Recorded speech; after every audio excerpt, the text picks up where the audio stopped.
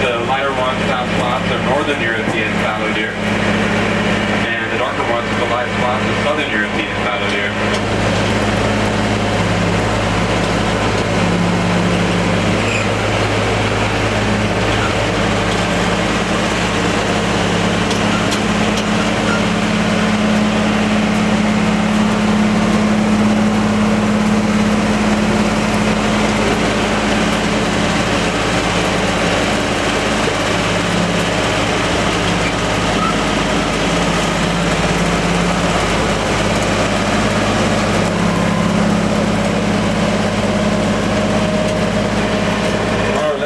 Two very large deer.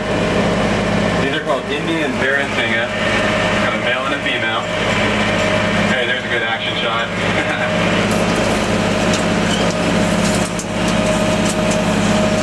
It's actually the second largest deer species in the world, after the mule deer. Would you like me to stop so you can get some good shots? It's okay.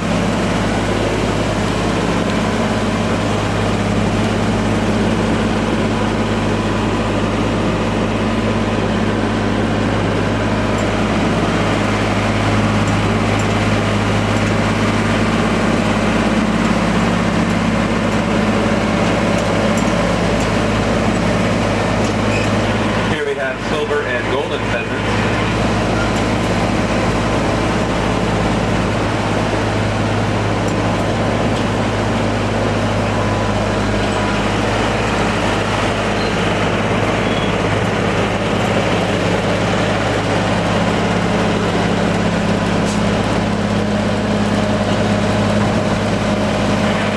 And on the right is the bobcat, taking a nap back there. Bobcats are native to Texas, and they're also the official mascot of Texas State University in San Marcos.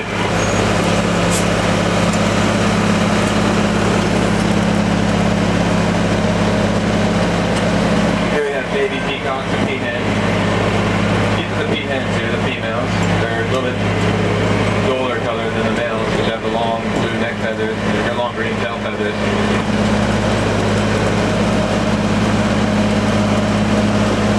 Approaching a pen on the left filled with Tennessee scaregoats.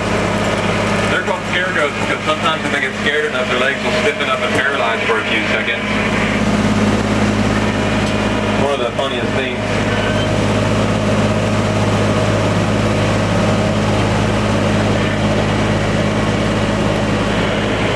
And it's pretty hard to get them to do it, but we'll see if we can picture film and they might get a good shot here.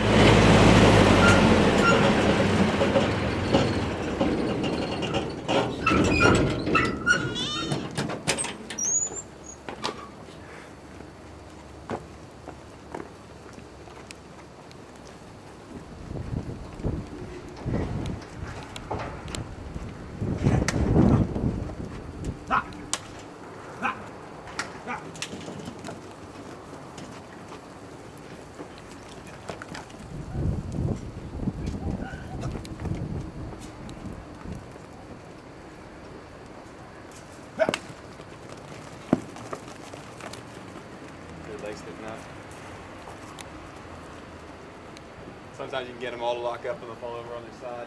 Uh-huh. But it doesn't look like it's going to work.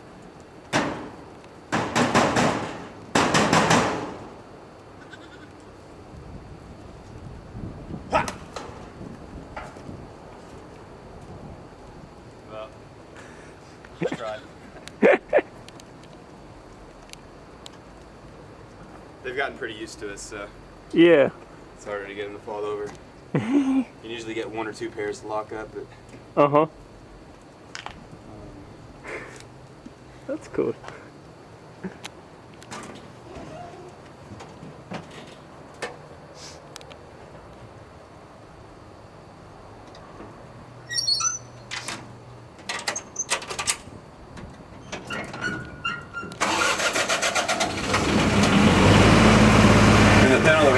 white-tailed deer, which are native to Texas and are all over the place around here.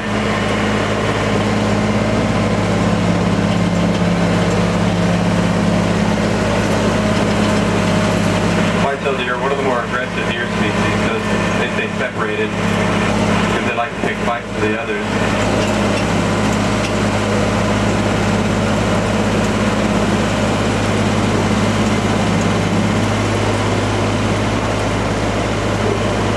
These are South American llamas on the right.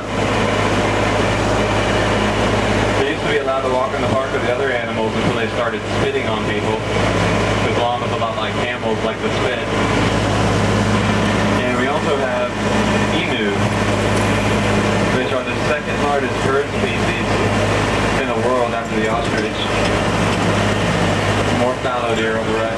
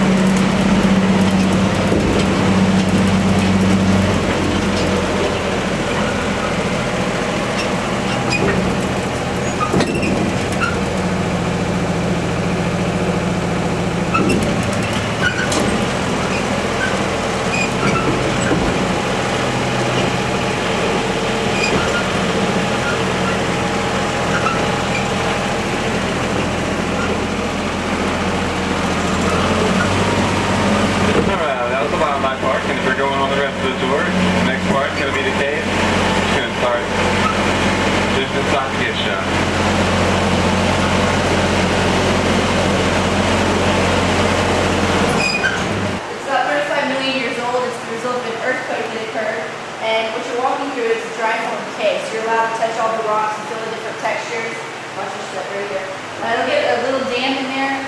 It'll also be down about 70 degrees as well. And just we'll get started and change the handles. There's going to be some wet areas.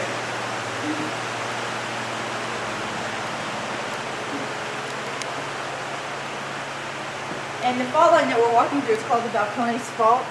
And this is the result of that earthquake. It just kind of split Texas in half, and we're walking through that division. You're going to have to watch your head also right here. There's a slow hanging rock. I'll be trying to point most of these out.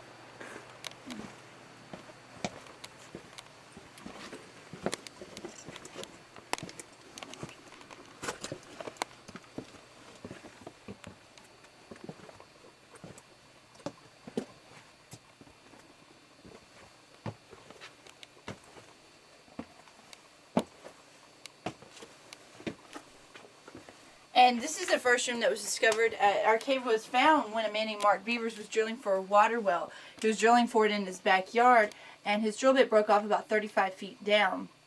And back then they didn't have any way to get another drill bit really quickly, so they just kind of forgot about it. And his wife was pouring out dishwater from her back porch. She noticed water vapor coming up from that original hole.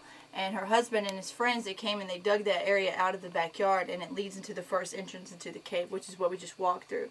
And this is the first room that the men found, and they called it the poker room. And they called it this because back in 1893, they were trying to get prohibition started here in Texas, which meant they were trying to outlaw all drinking and gambling.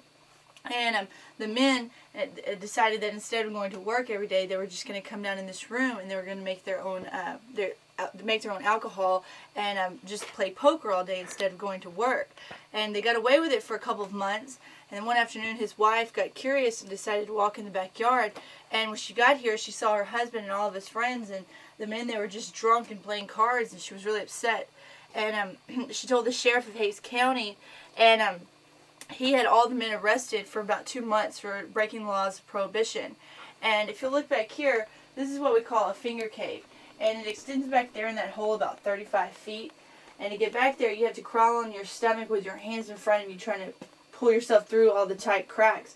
If you get all the way to the end, it opens up into a great big room about half this size, and this is what we call Crystal Palace. But it's just really difficult to get back there, and I mean it's dark, and you're having to squeeze between tight rocks. So some of the people that work here could go and do that, but I'm too scared. But on our tour, we're going to talk a little bit behind the history of our cave, and then a little bit behind the geology and the rocks that we have in here. And the first layer of limestone, since it's formed from an earthquake, is called Butyl Limestone, and it's a very porous rock. Whenever it rains, it takes about 2 weeks for the water to filter through. And it acts as a really good filter to the water because it takes out all the minerals, keeping it about 98.5% pure. So throughout the tour, you're going to get little drops of water on you, and they're called cave kisses, and they're actually supposed to be good luck. And the next layer of limestone that we have here, this is called Glen Rose. And it's also a very porous rock, but it has all these holes in it from all the water that's filtered through this over thousands of years. And it's a very hard stone. It's about an 8 on Moore scale of hardness, and a diamond being a 10. So we have 3 major types of limestone in our cave, and this you've already seen the first 2. But we're going to continue on down this row here. Let me see if there's anybody else. And this area is really low, so you're just going to have to watch your head.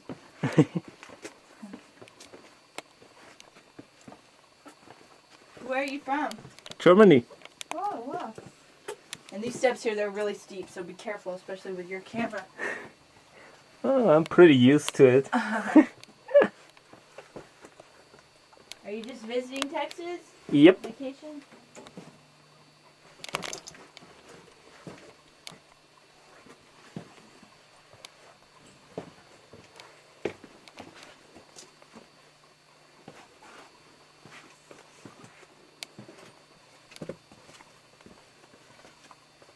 And it'll get down to about 70 degrees in the cave. It'll feel really nice.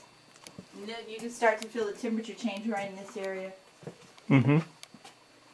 Just watch your step. There's usually a lot more light here. Come through here. And this is the biggest hallway that we have in our cave. And it's the only place where you can see how the fault line has divided Texas up. And the fault line, it divides Texas into 2 different geographical regions. So on the right side of our tour, we're going to be in the hill country, while on the left side, we're going to be in the Gulf Coast plains. And if you look up here, you'll see this large crack that's running throughout our ceiling. This is where the fault line has occurred, and it's just split this room in half. And one half of this hallway is concave, while the other side is convex. If you were to push the 2 sides back together, they would fit together perfectly, like a giant jigsaw puzzle.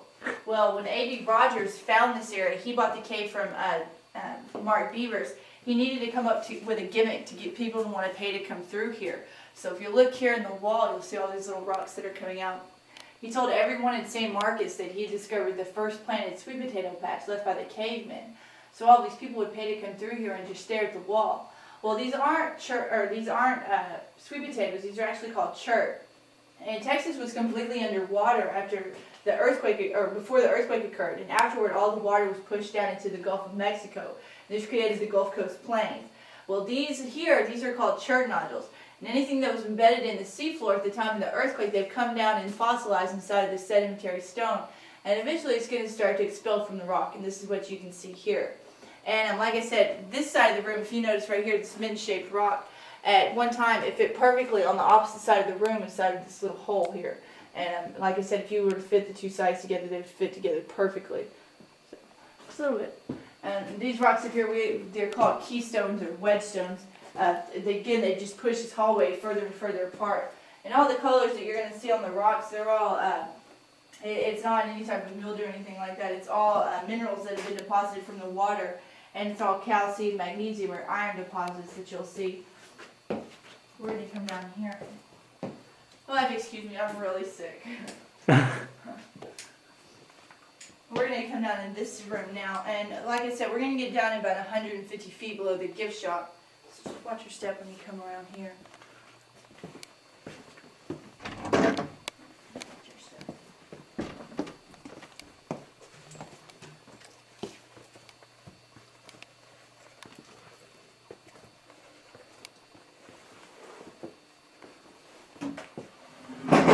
Alright, and this is the next room that was discovered by A.B. Rogers. Yeah, you can have a seat there. These seats are there all dry.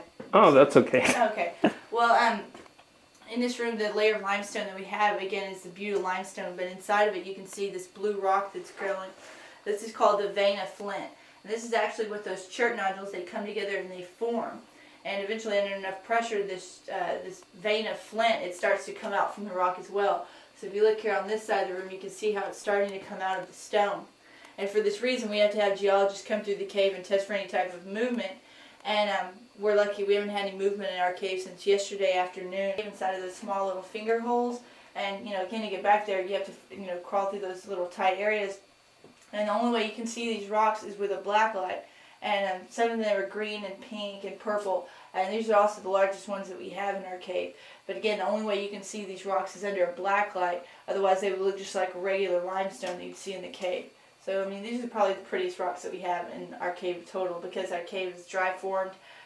We don't have the geodes or the stalactites or stalagmites that you might see in other caves. But that Vena Flint that I was just telling you about that grows inside this limestone, well, the Native Americans, they would take this flint out and they would make their arrowheads and spears with it. And you'll see it throughout the rest of the tour. It's this blue rock. And again, there's another big piece of it back here on this boulder, so along this area. And we're directly underneath that big hallway that we were just in. And this is how we continue to get deeper and deeper into our cave. And this room was next area found by A.B. Rogers. Well, it's the only place in the cave where you can feel absolute darkness. So we'll turn the lights off. And this is what it was like to come in the cave back in 1903. If you were to stay down in this darkness for 10 days, you would lose all perception of up, down, left, and right. If you were to stay down in this darkness for about a month, you'd lose your sanity and you'd go crazy. So we got to make sure to keep the lights on at all times and whatnot. But now we're going to continue on down this path. Just watch your step.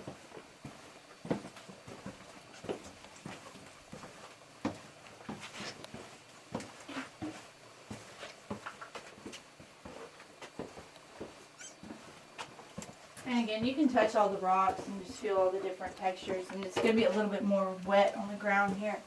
And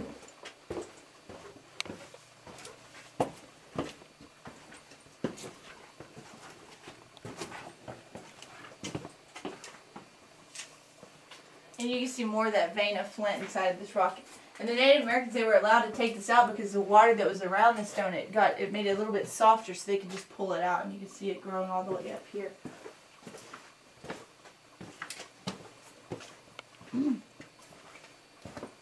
Alright, we're going to start coming down this area.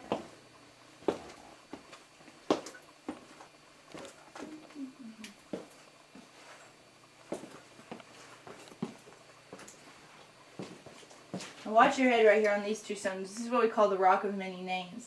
Once you hit your head on it, you'll come up with a name pretty quick for it. And it's usually not a really nice name, so watch out.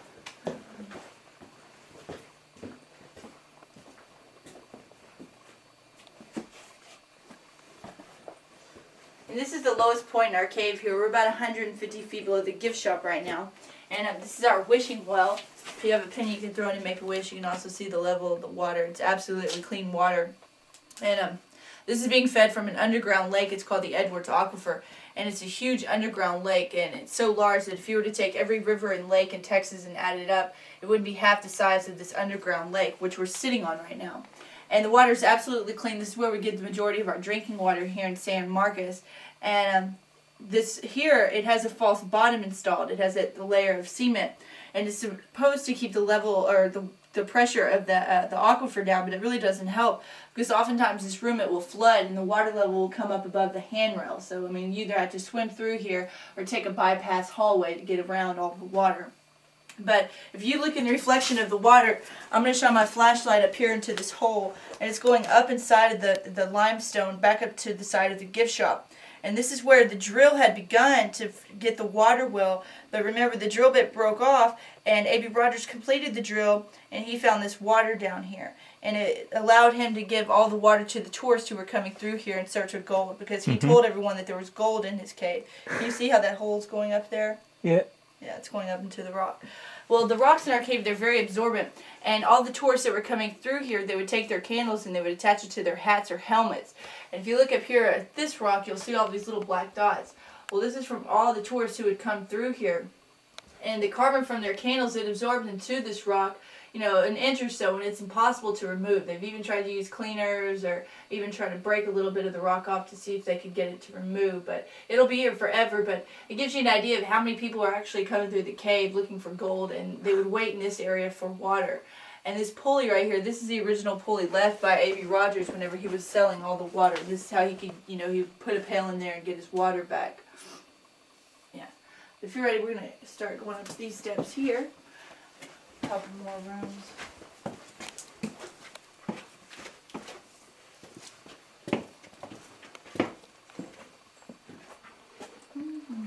We're going to walk up these steps, so just be careful again.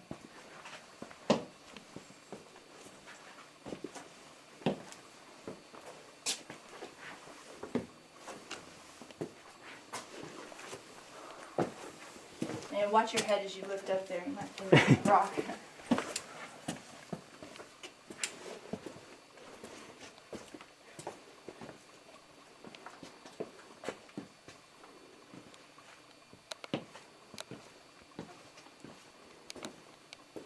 And we're going to walk up here. Just watch your head over this rock.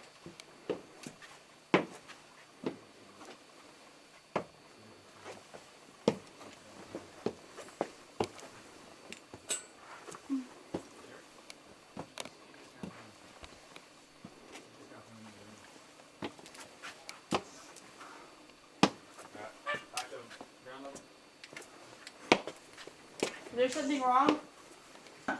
And this is the last room in our cave, and it's called the fossil room. And if you look up at our ceiling, you'll notice all these little, these are the fossils of a sea clam. It's called the ancient Rhodiscus sea clam. These were carbonated to be about 35 million years old, and it gives us evidence that Texas was once underwater because of these sea clams. They were all embedded in the seafloor. At the time of the earthquake, all the water again was pushed down into the Gulf of Mexico, and anything that was embedded in the seafloor, it's all fossilized.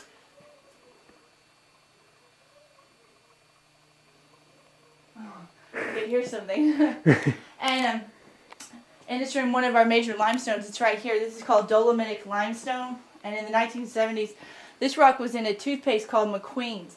And it promised to get your teeth whiter and whiter. Actually, what it did was just get them smaller and smaller because you're just brushing your teeth with a rock. But today, this outside layer of the stone, it's very brittle and abrasive. It's used in household cleaners such as Ajax and Comet. But the inside layer of this rock, it's very nice and smooth. Well, cosmetic companies, they'll buy huge pieces of this rock and they make their women's face powder out of it. So, I mean, it's pretty profitable, but it's just, you know, very hard, dense stone. And if you look right here, that white footprint, well, this is the beginning phases of that Vena Flint. And in 1,000 or so years, it will eventually turn to that dark blue color that you saw throughout the rest of the cave. But we've gotten a lot higher, so the rocks are getting younger. So this is an earlier phase of that stone. And you used to could walk up here. This was the beginning to one of those finger caves. And you could get up there and you could crawl all the way back in there. But whenever they were dynamiting for the elevator shaft, all these rocks here, they fell and they wedged into position. But in this room we have a couple rocks that look like, you know, cartoon characters or whatnot. And this stone right here, this is our Texas-sized chopped beef sandwich. This is our sandwich rock. Got a little bit of mold on the bread right here. And this stone right here, this is supposed to resemble that moose from Rocky and Bullwinkle. It's kind of difficult to see with the ears, but there's the eyes and the nose and whatnot. But again, these are all the fossils up here of the sea clam, and they're all embedded in the seafloor. But our ceiling, we always thought that this was another form of limestone, but it's not. It's just petrified sand and mud that was once a piece of the seafloor that we have as our ceiling now. But we're going to get in the elevator now. We're going to walk up these steps here. Just watch your step.